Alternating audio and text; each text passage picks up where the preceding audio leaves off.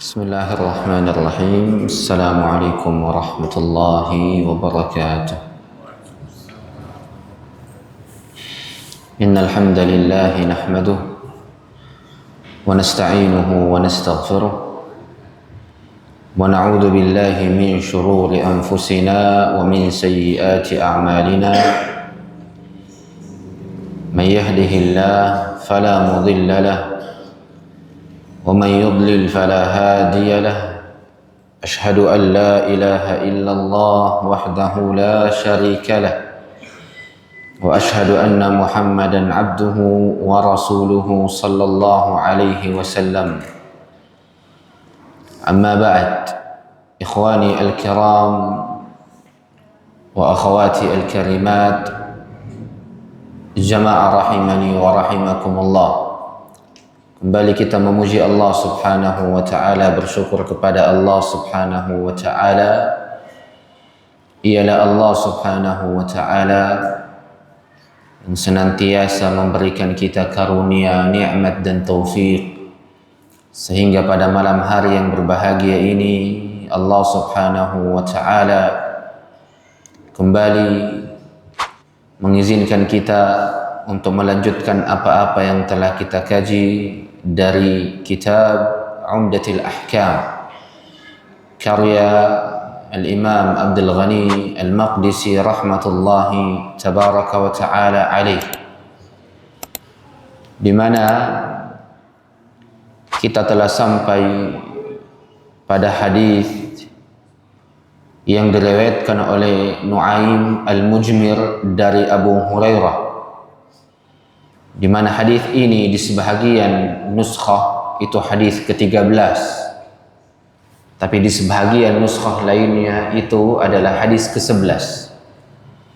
Hadis yang diriwayatkan oleh Nu'aim Al-Mujmir dari Abu Hurairah dari baginda Nabi sallallahu alaihi wasallam, di mana baginda Nabi kita Muhammad sallallahu alaihi wasallam bersabda, Inna ummati yud'auna yawmal qiyamati ghurran muhajjalina min atharil wudu, faman istata'a minkum an yutila ghurratah falyaf'al.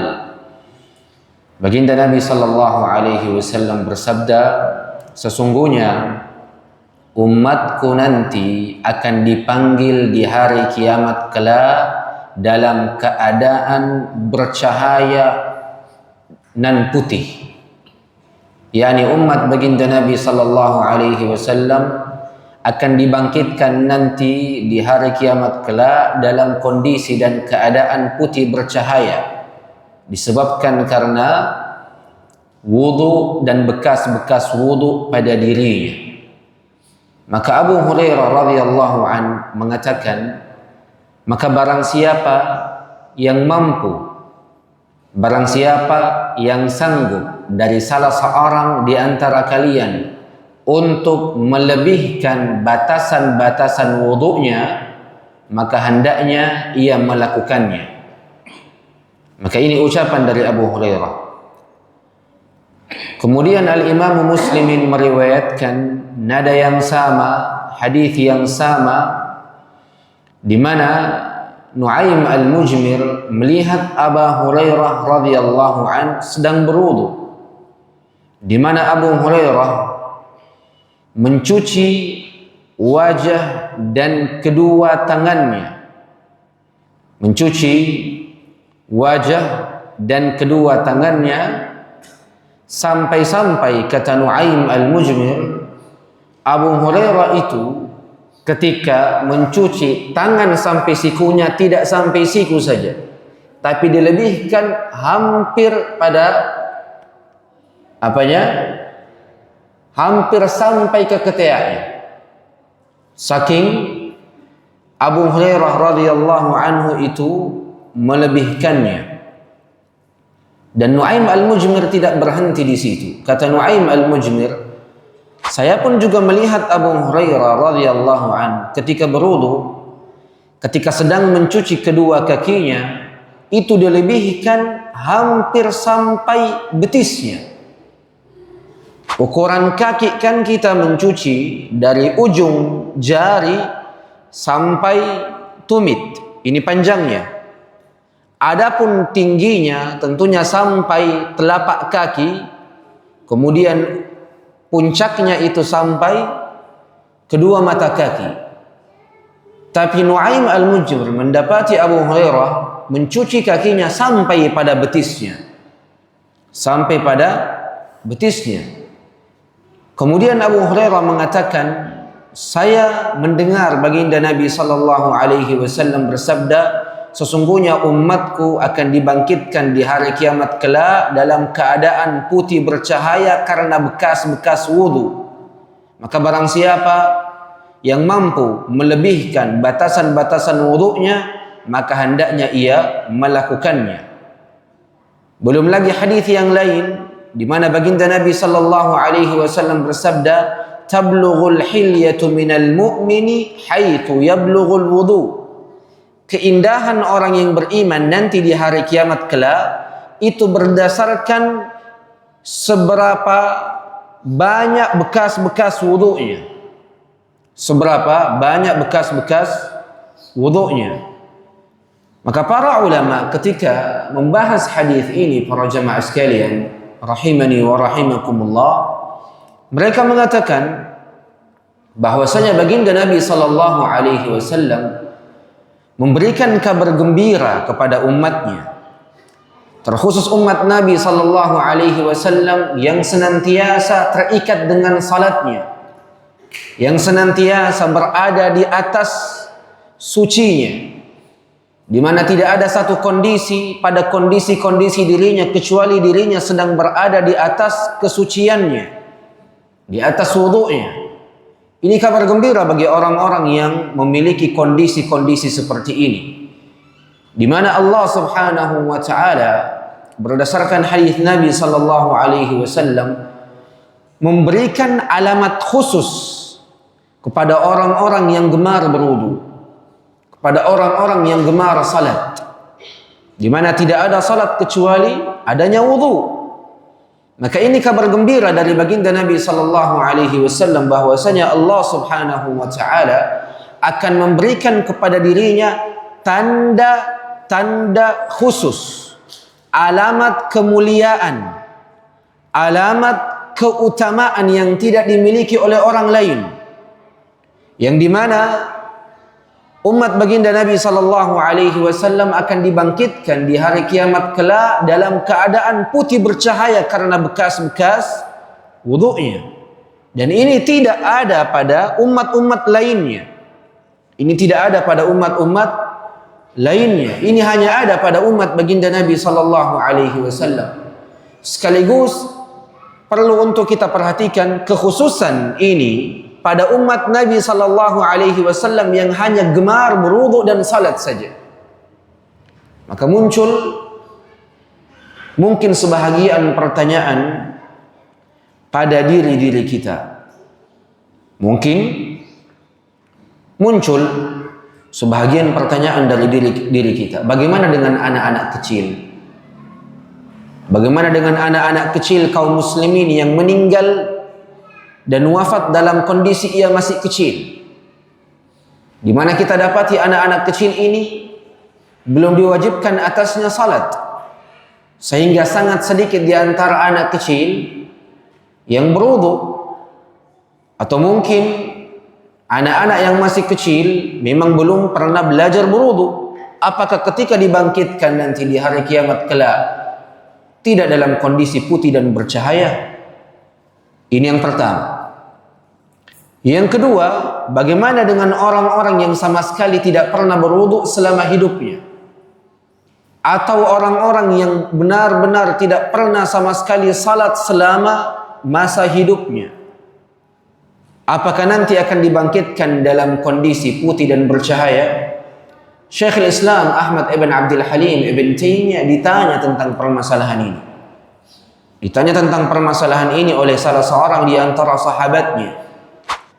Kata sahabatnya, wahai Ibn Taimiyah, baginda Nabi sallallahu alaihi wasallam bersabda, innakum ta'tuna yaumal qiyamati ghurran muhajjalin min atharil wudu. Sungguh kalian ini akan datang pada hari kiamat dalam keadaan putih dan bercahaya karena bekas-bekas wudhu kalian. Maka ini sifat bagi kaum muslimin dan kaum baginda Nabi Muhammad sallallahu alaihi wasallam, umat Nabi Muhammad sallallahu alaihi wasallam. Dikenal dengan tanda ini. Kalau ada seseorang di hari kiamat kelak dibangkitkan dalam kondisi putih bercahaya, dipastikan dan diketahui bahwasanya itu adalah umat baginda Nabi Muhammad sallallahu alaihi wasallam. Tapi bagaimana dengan orang-orang yang sama sekali tidak salat? Bagaimana dengan orang-orang yang sama sekali tidak pernah berwudu? Atau bagaimana kondisi anak-anak kecil yang memang belum tersentuh dengan air wudu? Kata Al-Imam Syekhul Islam Ahmad ibn Abdul Halim ibn Taimiyah, kata beliau, ini adalah kemuliaan dan keutamaan yang akan dimiliki bagi orang-orang yang senantiasa berwudu untuk salatnya. Adapun anak-anak kecil yang belum tersentuh dengan air wudu, maka ia akan diikutkan dengan orang tuanya. Akan diikutkan kepada orang tuanya. Jikalau orang tuanya adalah orang-orang yang saleh, maka anak kecil itu juga akan mendapatkan kedudukan yang sama dan keutamaan yang sama. Maka ini dari sisi anak kecil. Tapi bagaimana dengan orang-orang yang sama sekali tidak pernah berwudu? Bagaimana dengan orang-orang yang sama sekali tidak pernah salat? Kata Syekhul Islam Ibn Taimiyah, adapun orang-orang yang jarang berwudu, atau adapun orang-orang yang tidak pernah berwudu, ataupun adapun orang-orang yang tidak pernah salat, maka ini adalah bukti, hadis ini adalah dalil bahwasanya di hari kiamat kelak ia tidak dikenal. Ini adalah hadis dan dalil bahwasanya di hari kiamat kelak orang-orang yang tidak salat, orang-orang yang tidak berwudu tidak akan dikenal dari umat mana ini. Ini dalilnya. Makanya ikhwani al-kiram wa akhwati al-karimat, hadis ini kabar gembira yang dikabarkan baginda Nabi sallallahu alaihi wasallam kepada umatnya, yang dimana mesti bagi setiap diri untuk benar-benar memperhatikan wudunya untuk mendapatkan kemuliaan ini. Tanda dari tanda-tanda keistimewaan dari Allah, tanda dari tanda-tanda keutamaan dari Allah, dibangkitkannya seseorang dalam kondisi putih dan bercahaya disebabkan karena bekas-bekas wudunya. Maka ikhwani al-kiram wa akhwati al-karimat, kita masuk ke dalam pembahasan-pembahasan fikih pada hadis ini. Kita dapati bahwasanya baginda Nabi sallallahu alaihi wasallam adalah seseorang yang sunnahnya adalah kebaikan yang sempurna.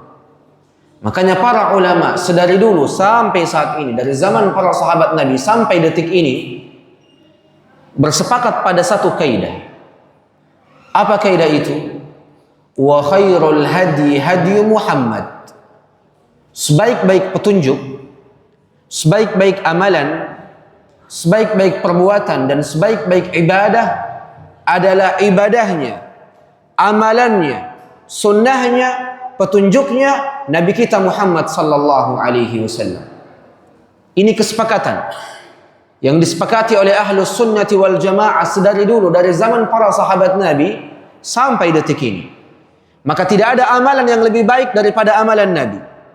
Tidak ada kebaikan yang paling sempurna kecuali kebaikan yang datang dari Nabi. Tidak ada sunnah yang paling mulia kecuali sunnah baginda Nabi sallallahu alaihi wasallam. Dan baginda Nabi sallallahu alaihi wasallam telah mempraktikkan bagaimana beliau berwudu dan bagaimana sifat-sifat wudunya pada hadis Utsman ibn Affan radhiyallahu an yang lalu. Di hadis ke-8 kita telah dapati bahwasanya baginda Nabi sallallahu alaihi wasallam ketika hendak berwudu ada batasan-batasan yang Nabi sallallahu alaihi wasallam lakukan. Ada batasan-batasan anggota tubuh yang mesti untuk terkena air. Tapi pada hadis ini Abu Hurairah menganjurkan Kata Abu Hurairah radhiyallahu an, "Faman istata'a minkum an yutila ghurratah falyaf'al." Siapa yang mampu melebihkan batasan-batasan dari anggota tubuh yang mesti untuk terkena air, ia lebihkan sedikit, maka kata Abu Hurairah hendaknya ia melakukannya. Hendaknya ia melakukannya. Maka sekarang muncul satu permasalahan. Apa hukum melebihkan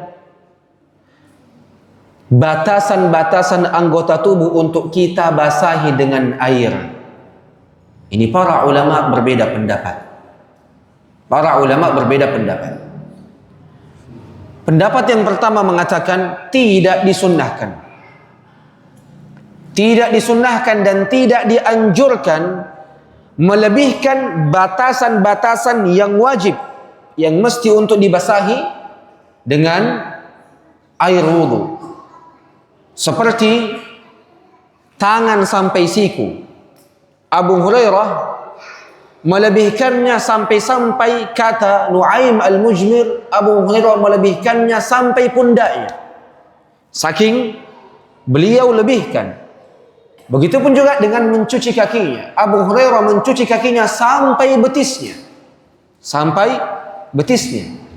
Pendapat yang pertama dari kalangan para ulama katanya tidak dianjurkan. Dan ini bukan bahagian dari sunnah Nabi sallallahu alaihi wasallam. Tapi ini bahagian dari amalan-amalan Abu Hurairah yang Abu Hurairah radhiyallahu anhu sedang berijtihad. Dan Abu Hurairah dan para sahabat yang lain adalah ahlul ijtihad, orang-orang yang memang layak untuk berijtihad. Tapi jikalau ijtihadnya menyelisihi Nabi sallallahu alaihi wasallam, maka ini menjadi permasalahan yang penting untuk kita kaji. Makanya sebahagian para ulama, dan ini adalah ucapan dari Al-Imam Malik radhiyallahu anhu wa rahimah, dan juga sebahagian para ulama yang bermazhab Al-Imam Malik, dan juga sebahagian para ulama yang bermazhab Al-Imam Ahmad, dan juga pendapat yang dipilih oleh Al-Imam Ibn Taimiyah, juga pendapat yang dipilih oleh Al-Imam Ibn Al-Qayyim, dan juga pendapat yang dipilih oleh Al-Imam As-Sa'di dan Al-Syekh Al-Bassam rahimahumullahu jami'ah. Mereka mengambil pendapat bahwasanya melebihkan batasan-batasan wajib pada anggota-anggota tubuh yang mesti dikenakan atau dibasahi dengan air wudu itu tidak dianjurkan dan tidak disunnahkan, karena itu bukan bahagian dari sunnah Nabi sallallahu alaihi wasallam.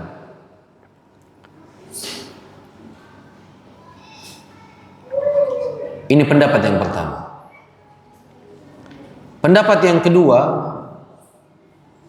dan ini pendapat jumhur ulama dari mazhab Al-Imam Abu Hanifah dan sebahagian dari para ulama Syafi'iyah, mengatakan bahwasanya itu sunnah.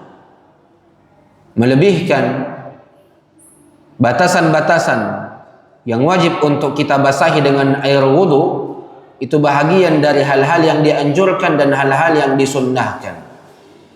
Seperti ketika mencuci tangan sampai siku kita lebihkan sampai pundak, atau ketika kita mencuci kaki kita lebihkan sampai betis.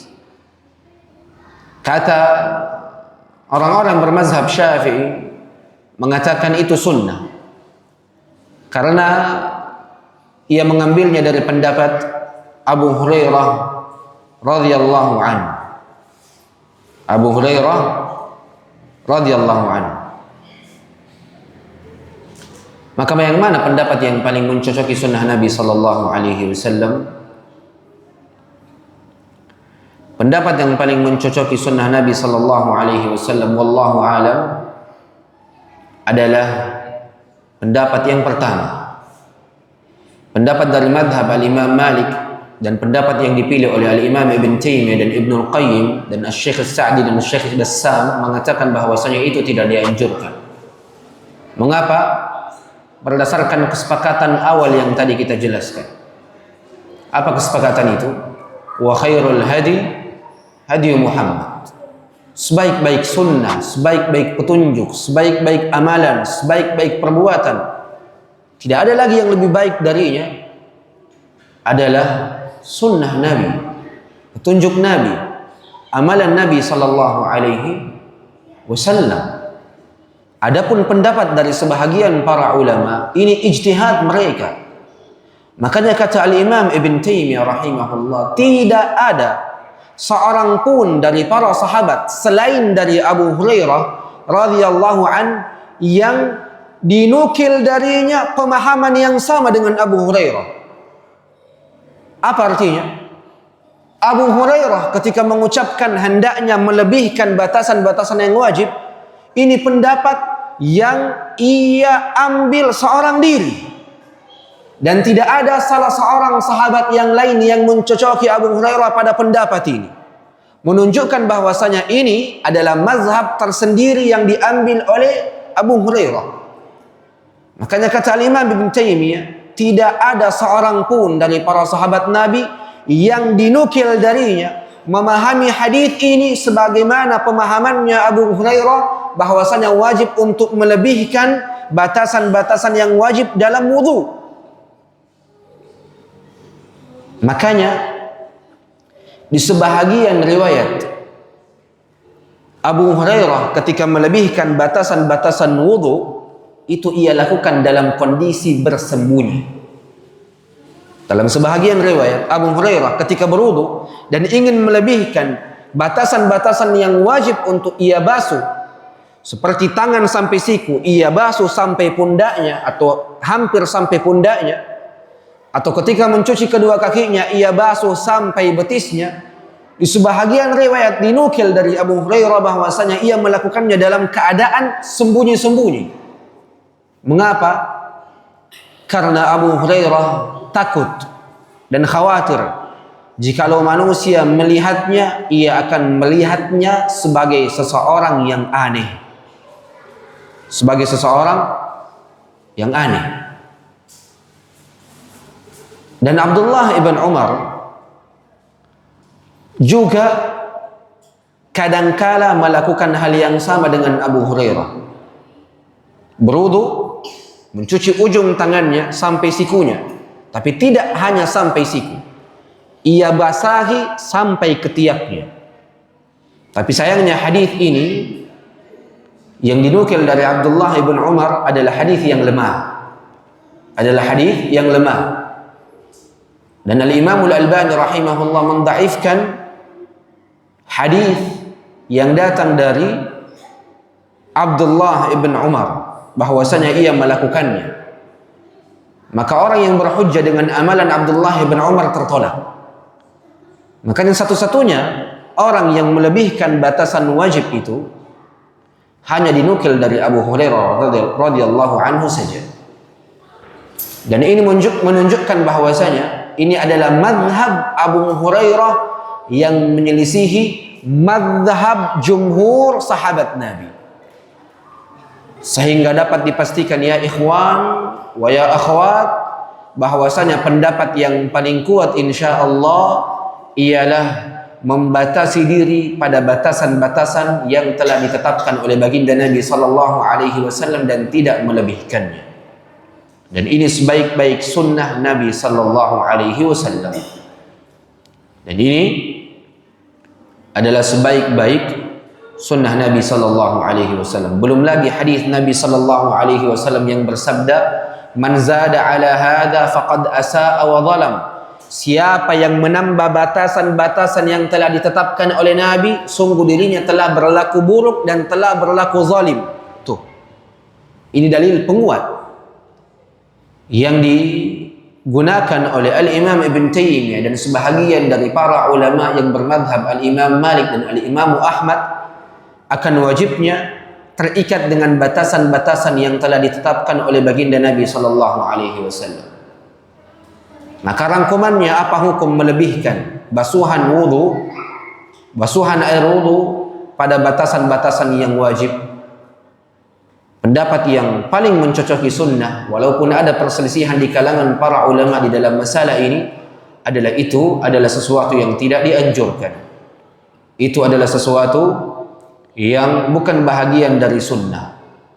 Jikalau ada orang yang berdalil dengan amalan Abu Hurairah, maka kita katakan amalan Abu Hurairah adalah ijtihad beliau sendiri yang menyelisihi kesepakatan para sahabat Nabi, di mana para sahabat Nabi tidak pernah ternukil dari mereka melakukan hal yang sama seperti apa yang dilakukan oleh Abu Hurairah, sehingga ini menjadi pendapat yang menyendiri, yang menyelisihi kebanyakan dari pendapat-pendapat para sahabat Nabi, dan itu bahagian dari ijtihad Abu Hurairah yang kata Nabi sallallahu alaihi wasallam, man ijtahada fa idza asaba falahu ajran wa idza akhta'a falahu ajrun wahid.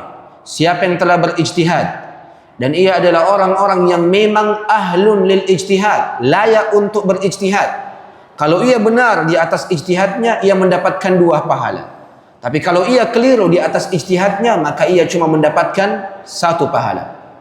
Maka Abu Hurairah walaupun keliru di bab ini, beliau tetap mendapatkan pahala karena beliau adalah orang-orang yang layak untuk berijtihad. Yang keliru siapa? Yang keliru adalah orang-orang yang mengikuti ijtihadnya sedang ia bukan bahagian dari orang-orang yang layak untuk berijtihad. Makanya ditetapkan bahwasanya seseorang mesti selalu terikat dan mesti selalu terhubung dan mesti selalu berkaitan dengan sunnah Nabi sallallahu alaihi wasallam, sehingga hukumnya bukanlah bahagian dari sunnah dan bukan pula bahagian dari hal-hal yang dianjurkan oleh baginda Nabi sallallahu alaihi wasallam. Kita berpindah ke hadis ke-14 atau ke hadis yang ke-15. Di sebahagian nuskhah hadis ke-12 ialah hadis yang diriwayatkan oleh Anas ibn Malik radhiyallahu anhu, di mana Anas bin Malik radhiyallahu anhu berkata bahwasanya baginda Nabi sallallahu alaihi wasallam jikalau dirinya hendak masuk kamar mandi, masuk WC atau masuk toilet, beliau mengucapkan Allahumma inni a'udzu bika minal khubuthi, pakai u, pakai dhammah, bukan khubthi, tapi Allahumma inni a'udzu bika minal khubuthi wal khaba'ith. Ini hadis yang diriwayatkan oleh Anas bin Malik dari baginda Nabi sallallahu alaihi wasallam tentang adab-adab sebelum masuk kamar mandi, sebelum masuk WC dan sebelum masuk toilet. Baginda Nabi sallallahu alaihi wasallam ketika hendak masuk, beliau berdoa, Allahumma inni a'udzubika minal khubuthi wal khaba'ith. Ya Allah, sungguh diriku berlindung kepadamu dari khubuth. Khubuth itu adalah jin dari kalangan laki-laki. Wal khaba'ith, khaba'ith itu jin dari kalangan perempuan. Maka seseorang yang membaca doa ini insyaallah tabaraka wa ta'ala akan terhindar dari keburukan dari kalangan jin laki-laki maupun jin perempuan, yang dimana disunnahkan sebelum seseorang membaca doa ini untuk mendahulukannya dengan bismillah, karena baginda Nabi sallallahu alaihi wasallam bersabda di hadis yang lain, siapa yang mengucapkan bismillah kemudian membaca doa ini sebelum ia masuk ke dalam kamar mandi atau ke dalam WC, maka bismillahnya ini akan menjadi tirai bagi dirinya dari penglihatan-penglihatan syaitan dan jin-jin dari kalangan laki-laki dan perempuan terhadap aurat-aurat yang ia miliki. Ini pun juga bahagian dari adab. Maka kita lihat hadis ini, para jamaah sekalian, kata Anas, Nabi itu kalau hendak masuk ke al-khala. Apa itu al-khala? Al-khala itu dari sisi bahasa Arabnya artinya al-makan al-khali, tempat yang kosong. Tempat yang kosong. Dan dikatakan sebagai al-khala dari sisi bahasa Arabnya adalah tempat yang kosong tapi datarannya rendah. Ini namanya al-khala. Karena di zaman dahulu kala WC itu atau kamar mandi itu tidak seperti sekarang para jemaah sekalian. WC kita di zaman ini Masya Allah terhalangi dengan tembok dan sudah benar-benar tertutup. Dahulu di zaman sahabat Nabi radhiyallahu anhum, ketika mereka hendak membuang air, ia keluar berkilo-kilometer untuk mencari dataran yang rendah, yang jauh dari penglihatan manusia. Kemudian ketika ia mendapati dataran rendah itu yang cocok untuk dirinya membuang air, maka ia sebut tempat ini sebagai al-khala, tempat yang kosong, yang datarannya rendah, yang cocok untuk membuang air di tempat tersebut. Ini namanya al-khala. Ini namanya al-khala. Maka ini yang dilakukan oleh orang-orang terdahulu. Baginda Nabi SAW ketika hendak membuang air, berangkat menuju dataran yang rendah. Sebelum ia turun ke dataran rendah itu, ia mengucapkan Bismillah, Allahumma inni a'udzubika minal khubuthi wal khaba'ith. Mengapa harus dataran yang rendah para jemaah sekalian? Karena dataran yang rendah adalah tempat yang paling aman agar seseorang tidak terlihat. Orang kalau sudah jongkok di dataran yang rendah, ujung rambutnya pun tidak terlihat. Tapi kalau dataran tinggi, antum mau sembunyi dimanapun dari bawah, antum terlihat. Makanya dikatakan al-khala pada dataran yang rendah. Dan ini adalah hadis pertama yang dinukil oleh penulis Al-Imam Abdul Ghani Al-Maqdisi pada bab adab-adab membuang air dan adab-adab membersihkan kotoran, baik kotoran yang keluar dari kubulnya ataupun kotoran yang keluar dari duburnya. Maka ikhwani al-kiram, disunnahkan sebelum memasuki tempat-tempat yang dinaungi oleh syaitan, salah satunya adalah WC dan kamar mandi, disunnahkan untuk membaca doa ini. Bahkan Al-Imam Ibn Qudamah menukilkan ijma'nya, dan juga Al-Imam An-Nawawi menukilkan ijma'nya. Al-Imam An-Nawawi yang bermadhab Syafi'i dan Al-Imam Ibn Qudamah yang bermadhab Al-Imam Ahmad menukilkan kesepakatan akan sunnahnya membaca doa ini sebelum masuk kamar mandi ataupun WC.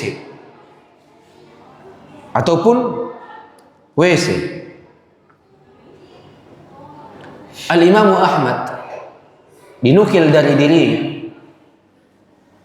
siapapun yang masuk ke dalam WC atau kamar mandi kemudian ia mengucapkan a'udzubillah minal khubuthi wal khaba'ith atau Allahumma inni a'udzubika minal khubuthi wal khaba'ith, kata Al-Imam Ahmad, tidaklah saya mengucapkan doa ini sebelum masuk ke kamar mandi kecuali aku tidak akan pernah terkena apa-apa yang aku benci.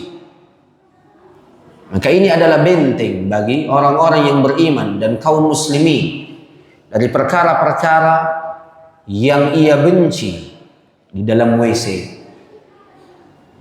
Makanya di antara hal-hal yang dikhawatirkan bagi orang-orang yang terkena musibah di dalam WC, entah ia jatuh atau entah ia terpleset atau entah itu sesuatu yang ia benci, dikhawatirkan dari dirinya ia terburu-buru untuk masuk ke dalam WC-nya ataupun kamar mandinya dan ia terluput dari doa ini. Karena baginda Nabi SAW menjelaskan seberapa penting doa-doa di dalam keseharian kita para jemaah sekalian. Doa ini adalah benteng. Doa ini adalah benteng yang kokoh yang dapat menyelamatkanmu dari perkara-perkara yang engkau benci dan tidak sukai. Bahkan kata Nabi SAW, sesuatu yang dapat menolak takdir itu adalah doa. Sesuatu yang dapat menolak takdir itu adalah doa.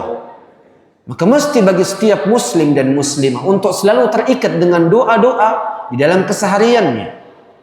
Jikalau dirinya tak mampu untuk membaca doa secara sempurna, Mungkin karena sudah terlalu mepet, sudah terlalu darurat, dan sudah terlalu ingin untuk mengeluarkan kebutuhannya dari dubur dan kubulnya, maka hendaknya ia tidak terluput dari ucapan bismillah. Ia mau masuk ke dalam WC, karena doanya terlalu panjang, contohnya Allahumma inni a'udzubika minal khubuthi wal khaba'ith, sedang dirinya ini sudah benar-benar mepet, sudah benar-benar mau, maka setidaknya ia mengucapkan bismillah dan melangkahkan kaki kirinya untuk masuk ke dalam kamar mandinya. Ini hal yang paling minimal, yang paling mendasar, yang jangan sampai engkau terluput darinya. Ini yang paling mendasar. Maka ikhwani fillah wa akhwati rahimani wa rahimakumullah, ini mesti menjadi bahagian dari perkara-perkara yang kita perhatikan. Ini doa masuknya. Adapun doa keluarnya diriwayatkan dari hadis Aisyah radhiyallahu anha. Kata Aisyah, baginda Nabi sallallahu alaihi wasallam tatkala hendak keluar atau tatkala telah keluar dari kamar mandinya dan WC-nya, beliau mengatakan ghufranak. Beliau mengatakan dan mengucapkan doa ghufranak. Maka masuk Allahumma inni a'udzubika minal khubuthi wal khaba'ith, dan doa ini diucapkan di depan pintu. Bukan di dalam, tapi di depan sebelum masuk. Sebagaimana doa keluar WC tidak diucapkan di dalam, tapi diucapkan setelah benar-benar diri ini telah keluar dari WC tersebut. Diucapkan di luar WC. Ghufranak, pengampunan bagi dirimu, pengampunan bagi dirimu. Dan tentunya sebagaimana dari hadis Aisyah sebelumnya, bahwasanya baginda Nabi sallallahu alaihi wasallam senang melakukan perkara-perkara yang mulia, ia memulainya dari sisi kanannya. Dan pada perkara-perkara yang kotor, yang sifatnya membersihkan dan bersuci, itu dimulai dari sisi kiri. Makanya para ulama, semisal Al-Imam An-Nawawi menukilkan kesepakatan di sini. Masuk WC di antara adabnya mesti dengan kaki kiri. Keluar WC di antara adabnya mesti dengan kaki kanan. Dan mesti seseorang melakukan ini bukan karena kebiasaan. Mesti setiap muslim dan setiap muslimah melakukan adab ini, melakukan amalan ini bukan karena adat istiadat atau sesuatu yang ia telah terbiasa dengannya, tidak. Tapi ia niatkan untuk melakukan sunnah Nabi sallallahu alaihi wasallam, mendekatkan diri kepada Allah dengan sunnah-sunnah Nabi-Nya sallallahu alaihi wasallam, yang dengannya insyaallah tabaraka wa taala pahala yang sempurna dan kemuliaan yang sempurna akan ia raih insyaallah tabaraka wa taala. Kemudian ini terkait hadis Anas bin Malik. Kita berpindah kepada hadis setelahnya, hadis Abu Ayyub Al-Ansari. Apa hadisnya? Abu Ayyub Al-Ansari radhiyallahu an meriwayatkan dari Rasulullah sallallahu alaihi wasallam, beliau bersabda, "Idza ataitumul gha'it fala tastaqbilul qiblati bighaitin wala baul wala tastadbiruha walakin syarriqu aw gharribu." Jikalau salah seorang di antara kalian mendatangi al-gha'it. Apa itu al-gha'it? Al-khala beda dengan al-gha'it. Al-khala ini tempat yang luas, yang datarannya rendah. Bisa kita artikan sebagai kamar mandi dan juga bisa kita artikan sebagai toilet. Ini namanya al-khala. Tapi kalau al-gha'it ini maknanya cuma toilet. Cuma toilet.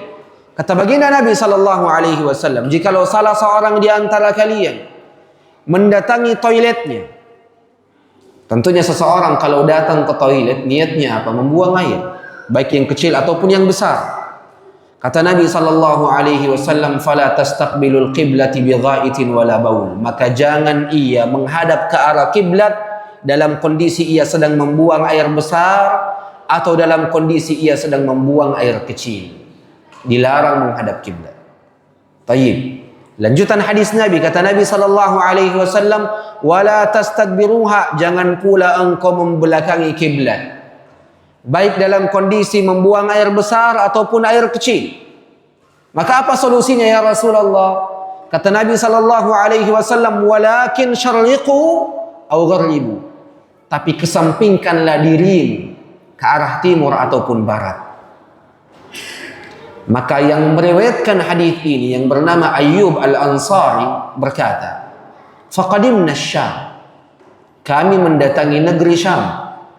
Fawajadna marahid. Sungguh kami telah mendapati toilet-toilet telah terbangun. Tapi toilet itu terbangun menghadap ke arah Ka'bah. Menghadap ke arah Ka'bah. Maka Abu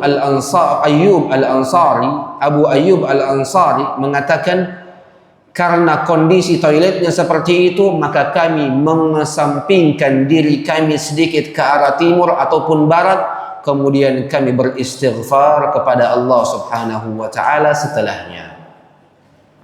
Hadis ini terdapat beberapa perkara. Itu tadi adalah hadis yang diriwayatkan oleh Abu Ayyub Al-Ansari. Dilarang menghadap ke arah kiblat dan dilarang membelakangi kiblat ketika seseorang membuang air besar ataupun air kecil. Kita pindah ke hadis selanjutnya. Hadis Abdullah ibn Umar. Abdullah ibn Umar ibn Al-Khattab mengatakan, "Raqitu yawman ala baiti Hafsah." Saya mendatangi suatu hari rumah Hafsah. Hafsah ini adalah istri baginda Nabi sallallahu alaihi wasallam. Faraitu an-nabiy sallallahu alaihi wasallam yaqdi hajatah. Saya melihat Nabi sallallahu alaihi wasallam membuang airnya menghadap ke arah Syam, membelakangi kiblat. Tuh, dua hadis yang kelihatannya apa? Bertolak belakang. Abu Ayyub Al-Ansari meriwayatkan dari Nabi, kalau engkau mendatangi toiletmu, jangan menghadap ke arah kiblat dan jangan membelakanginya. Abdullah bin Umar bukan meriwayatkan ucapan Nabi, langsung melihat amalan Nabi. Kata Abdullah bin Umar, saya melihat baginda Nabi sallallahu alaihi wasallam membuang airnya menghadap ke negeri Syam, membelakangi kiblat. Ini Nabi yang melarang menghadap arah kiblat dan membelakanginya. Tapi dari sisi amalan Nabi sallallahu alaihi wasallam membelakangi kiblat, membelakangi Ka'bah. Maka tentunya di antara kaidah-kaidah Ahlus Sunnah wal Jamaah ketika membaca hadis, ucapan Nabi satu sama lain tidak akan pernah bertolak belakang. Ini kaidah yang pertama.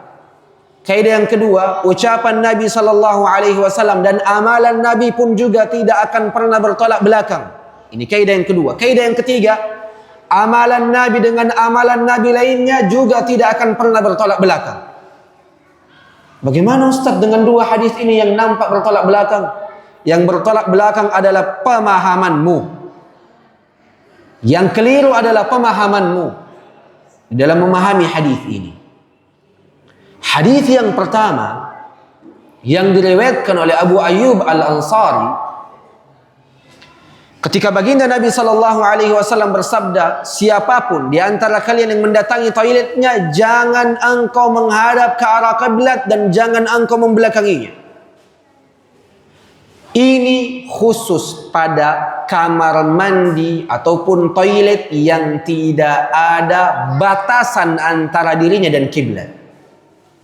Apa maksudnya? Daerah terbuka. Engkau membuang air di tengah-tengah sawah. Ada tidak pembatas antara dirimu dengan Ka'bah arah kiblat? Tidak ada. Yang ada rumput-rumput. Atau mungkin yang ada ular. Ular tidak bisa dijadikan pembatas. Yang mesti dijadikan pembatas adalah tembok ataupun hewan tunggangan. Seperti yang dilakukan oleh Abdullah bin Umar, membuang air kecil itu menghadap ke arah kiblat, tapi cerdasnya Abdullah bin Umar, untanya ia dudukkan di hadapannya sebagai pembatas antara dirinya dan kiblat. Maka yang terlarang menghadap kiblat dan membelakangi kiblat ketika toiletnya adalah daerah yang terbuka. Adapun hadis yang kedua, Abdullah ibn Umar, baginda Nabi sallallahu alaihi wasallam berada di dalam rumah Hafsah membuang air. Tentunya ada pembatas antara dirinya dan arah kiblat sehingga boleh menghadap ke arah kiblat dan boleh membelakanginya. Maka insyaallah tabaraka wa taala pendapat yang paling kuat. Maka jikalau ada yang mengatakan, Ustaz, WC masjid ini tadi saya dapati, kenapa ki menghadap ke arah kiblat? Boleh tidak saya ikut arahnya? Boleh. Dan tidak menjadi masalah. Kenapa? Ada tembok yang menghalangi dirimu dengan arah kiblat. Tapi yang paling afdal, jikalau engkau telah ingin atau jikalau engkau hendak membangun WC ataupun toilet, memang sedari awal engkau mesti mengesampingkan toiletmu dari arah kiblat. Ini yang paling afdal. Memang harus dikesampingkan supaya tidak menghadap ke arah kiblat. Tapi kalau permasalahannya kita dapati memang WC-nya seperti itu, sudah terbangun Ustaz, tapi menghadap ke arah kiblat, buang air saja walaupun menghadap ke arah kiblat. Kenapa? Karena ada tembok yang telah menghalangi dirimu dengan arah kiblat. Karena sebahagian orang keras kepala dan memiliki sifat ekstrim. Ia dapati WC-nya menghadap ke arah kiblat, karena ia mengambil pendapat tidak boleh menghadap ke arah kiblat. Bagaimana cara BAB-nya? Ke samping. Ke samping. Ini WC seperti ini. Dia duduk ke arah samping. Ini akan memudaratkan dirinya. Yang lebih parah para jamaah sekalian, WC duduk, dianya jongkok. Ini ada sebagian orang. Atau WC jongkok, dianya duduk. Ini orang-orang yang ekstrim. Makanya kalau seseorang mengikuti sunnah Nabi, demi Allah, seluruhnya akan terasa mudah di dalam amalan-amalan kalian. Sudah ada? Baik. Kita lanjutkan insyaallah tabaraka wa taala di pertemuan setelahnya.